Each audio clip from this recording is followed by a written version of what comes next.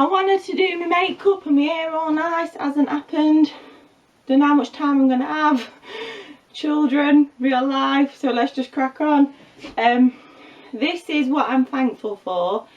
It's a collaboration hosted by Toni from Big Family Home Ed, and it's a very short notice one. So far it's Toni from Big Family Home Ed, me, and Maria from the Richardsons Simple Living.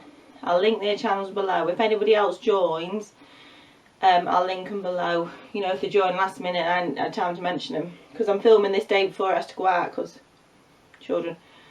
I was a bit worried about this to start with, because I was thinking, like, you know, in a world where everybody's strung out and they're all worried and it's not a good time for people, are people going to get annoyed at me sitting here listing off all things I got?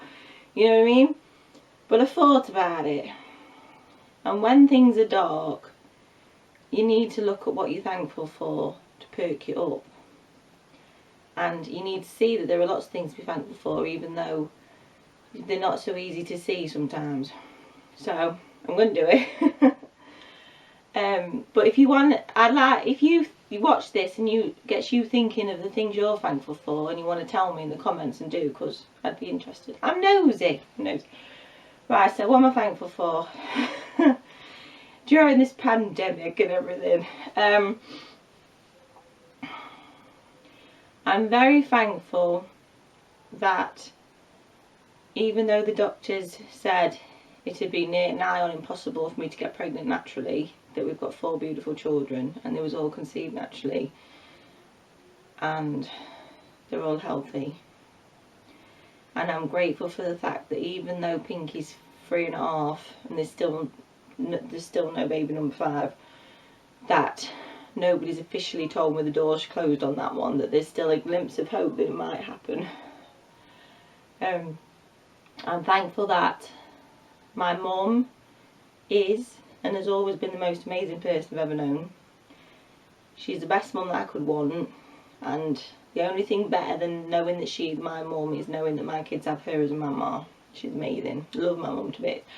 And I'm very grateful for the fact that the older I get, more and more I see parts of my mum in myself. I'll never be exactly like my mum because I've got my dad in me, but the older I get, the more I think, oh, that's like my mum. And now my hands look like my mum's hands looked to me when I was little. You know, weird circle life stuff. Yes, I'm very, very grateful to my mum. And I'm very grateful that when we've not been able to see her because of lockdowns and things, we've had video chat.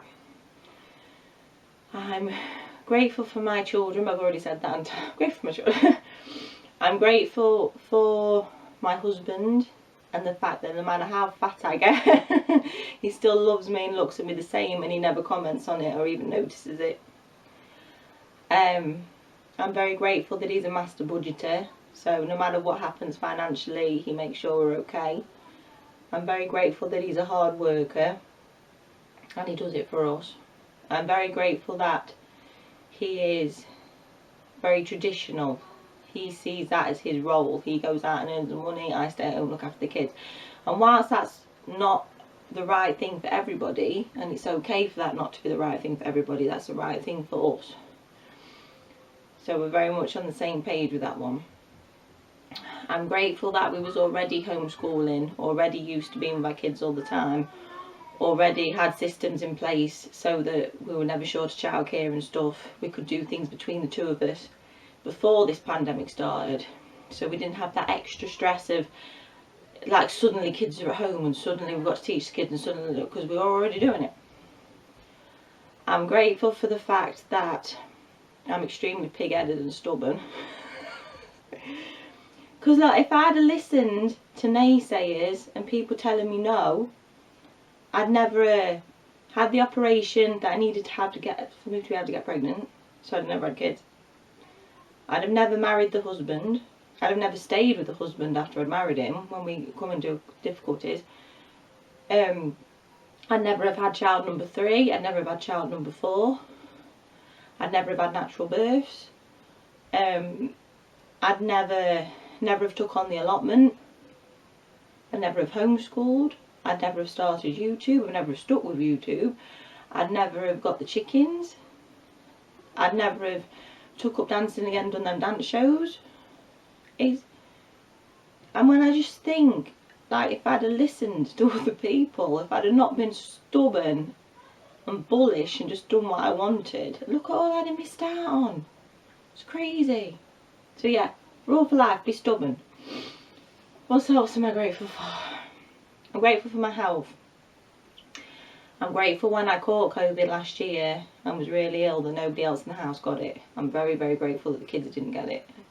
I'm grateful the husband nursed me. I'm grateful that being that ill gave me a perspective.